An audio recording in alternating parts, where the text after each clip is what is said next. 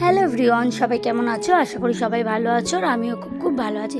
দেখতেই পাচ্ছ ভোরবেলা আমি উঠেই একদম সকাল সকাল জানলাটা খুলেই জানলার সামনে চলে আসি গাছে ফুল ফুটেছে কিনা দেখতে। তারপরে যাব একটু ছাদে, সকাল সকাল একটু ছাদে ঘুরলে মনটা ফ্রেশ হয়ে যায়। এই দেখো আগে দেখিয়েছিল তোমাদের গাছে আমাদের গাছে অনেক লেবু হয়েছিল, আবারও দেখো দুটো ছোট ছোট লেবু হয়েছে। আর এই দেখো সকাল সকাল জবা ফুল, এদিকে বেগুনেরও ফুল এসেছে। সকালবেলা ছাদে এলে মনটা খুব সুন্দর ফ্রেশ হয়ে যায় আর ভালো হয়ে যায়। আর এখানে দেখো মা পুঁই শাক চাষ করেছে, তো মানে বালতিতে করে। আর এখানে দেখো গন্ধলেবুও হয়েছে একটা, এটা হচ্ছে পাতি লেবু, আর আগেরটা ছিল কাগজি লেবু। পাতি লেবুও হয়েছে। আর ড্রাগন গাছটা দেখো একরকম আছে, 1 বছর ধরে বাড়ছেও না কমছে না। আর আকাশটা দেখো মেঘলা মেঘলা, বেশ ওয়েদারটা ভালোই আছে। তো সকাল সকাল একটু ছাদে ঘুরে আমি কাজকর্ম করবো এবার। চলো সকাল সকাল স্নানও করে নিলাম। তো আজকে আমি পুরো ডেলি লাইফস্টাইলের ব্লগই শেয়ার করছি তোমাদের সাথে। তো স্নান করে বেরিয়ে আমি চলে গেলাম ঠাকুর ঘরে পুজো দেওয়ার জন্য। তো মৌ আগে থেকেই পুজো দিয়ে রাখে, যেহেতু ও পড়াতে যায় তার আগে পুজোটা দিয়ে নেয়। তারপর আমি স্নান করে আসি, একটুখানি শিব ঠাকুরকে জল ঢালি, ঠাকুরের কাছে প্রণাম করে তারপরে রান্নাঘরে যাব। রান্নাঘরে তো অনেক কাজ জানোই তো। তারপরে দেখো এই যা গরম পড়েছে, রান্না করতে গিয়ে একদম নাজেহাল অবস্থা হয়ে যাচ্ছে। তো এখানে আমি শিব ঠাকুরকে জল ঢেলে দিলাম, ফুল দিয়ে দিলাম, তারপর একটুখানি ঘরের ঠাকুরকেও জল দেবো। তো এই দেখো এখানে অভি বাজার করে চলে এসেছে, না না না এটা মা নিয়ে এসেছে, আর অভি মাছ নিয়ে এসেছে। মা আসার সময়, মা রোজ সকালে হাঁটতে যায়, আসার সময় কলমি শাক আর আমরা নিয়ে এসেছে, আমরা টক করব বলে। চলো তাহলে এবার রান্না তোড়জোড় চালু করি, নাহলে তো রান্না করতে করতে প্রায় অনেক দেরি হয়ে যায়। আর এখানে আছে থানকুনি পাতা। থানকুনি পাতা তোমরা সবাই জানো পেটের জন্য খুবই উপকারী।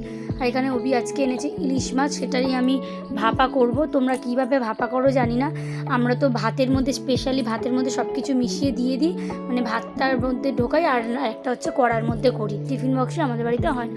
তো ওখানে আমি ভালো করে সর্ষেটা মা বেটে ছেঁকে দিয়েছে, আর এখানে আমি বসিয়ে দিয়েছি সর্ষেটা। কড়াই তেল দিয়ে সর্ষেটা ভালো করে ছেঁকে যে জলটা বেরিয়েছে, সেই জলটা একটু হলুদ দিয়ে আর কাঁচা লঙ্কা চিড়ে একটু ভালো করে ফুটতে দিয়ে দিলাম। ফুটে উঠলে তার মধ্যে একে একে মানে কাঁচা মাছ, যেমন নুন হলুদ মাখিয়ে কাঁচা মাছটা আমি রেখে দিয়েছিলাম 8 ঘন্টার জন্য, সেই মাছটা এবার একে একে দিয়ে দেবো। তোমরা বিশ্বাস করো এই মাছটা এরকমভাবে একবার ট্রাই করে দেখো, এত সুন্দর যে লাগবে খেতে কি বলবো, তোমরা বুঝতেই পারবে না যে এটা টিফিন বক্সে। সেমই প্রসেস, টিফিন বক্সটা জলের মধ্যে হয়, এটা জাস্ট জলের মধ্যে সব কিছু ইয়ে করেই হবে, একদম ঝোল থাকবে না, মানে একদম ইয়ে হয়ে যাবে। দেখতেই পাচ্ছ কি সুন্দর ফুটে উঠেছে। এবার আমি পুরো রান্নাটা হবে সিম করে, প্রায় 1 ঘন্টার ওপরে রান্নাটা করতে টাইম লাগবে, মানে 40-45 মিনিট লাগবে। এদিকে দেখো ততক্ষণ আমি আমের টক বসিয়ে দিয়েছি, সরি আমড়ার টক বসিয়ে দিয়েছি, একটুখানি টক করব। গরমে তো সত্যি কারোর কিছু খেতে ভালো লাগছে না, যা গরম পড়েছে, তাই জন্য একটু আমড়ার টক বসিয়ে দেবো। আর একটু তিতো করবো আজকে, মানে 2-1 দিন ছাড়া ছাড়াই আমার উচ্ছে মানে খেতে খুব ভালো লাগে। তো এখানে আমি উচ্ছে আলু সিদ্ধ বসিয়ে দেবো প্রেশারে করে, তারপরে মা শাক কেটে দিলে তারপরে একটু পরে শাক ভাজাটা বসাবো। আর এইদিকে দেখো ভাতও বসিয়ে দিয়েছি। আর এইদিকে যেহেতু ইলিশ মাছটা হতে অনেক টাইম লাগবে, এই জন্য অনেকক্ষণ আগেই বসিয়ে দিয়েছি ইলিশ মাছটা। চলো তাহলে গ্যাসটা ধরিয়ে দিই, এরপরে তো প্রচুর কাজ, যে রাইকে রেডি করে পড়তে পাঠাবো। আর এইদিকে দেখো মাছটা অলরেডি আমার হয়ে এসেছে, আমি একটু উল্টে দিলাম, উল্টে আবার সিন করে ঢেকে দেবো, এখনও অনেকটা বাকি আছে। দেখো এই দেখো ফাইনাল লুক দেখতে পাচ্ছ তোমরা, কেউ বোঝাই যাবে না যে এটা করা হয়েছে। দেখো কত সুন্দর লাগছে, একদম খেতেও যা দুর্দান্ত হয় না কি বল।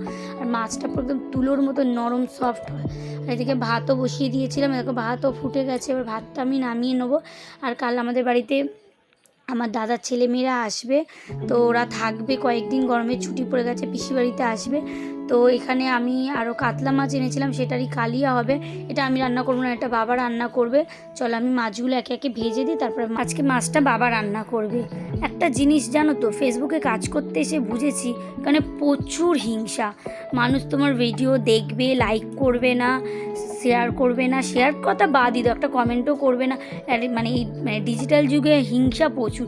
আগে জানতাম পাশের বাড়ির লোক, মানে পরিবারের লোক হিংসা করে, কিন্তু এখন দেখছি মানে এই মানে তুমি চেনো না জানো না তারাও তোমাদের মানে হিংসা প্রচুর প্রচুর পরিমাণে। তুমি যেমন বন্ধুও পাবে তেমন শত্রুও পাবে, এখানে অভাব নেই।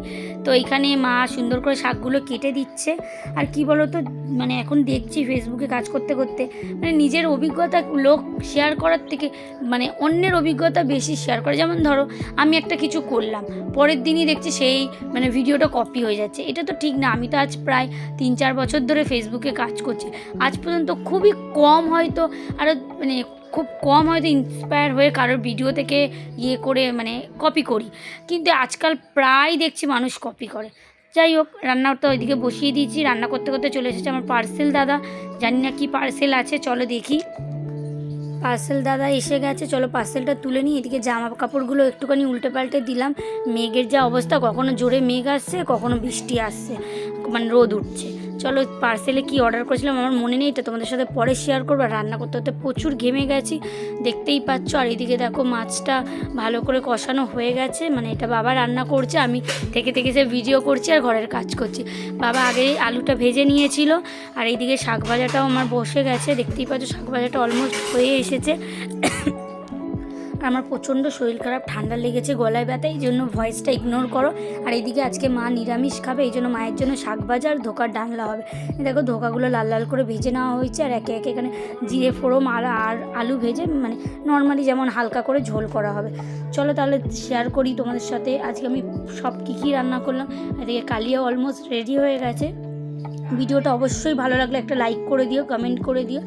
আর তোমরা যে আমাকে এত ভালোবেসে পাশে থাকো, এর জন্য তোমাদেরকে অসংখ্য অসংখ্য ধন্যবাদ সবাইকে। আর কিছু ভালো মানুষও আছে, কিছু খারাপ মানুষও আছে, সবাইকে নিয়েই চলতে হবে, বাদ দাও সেসব কথা।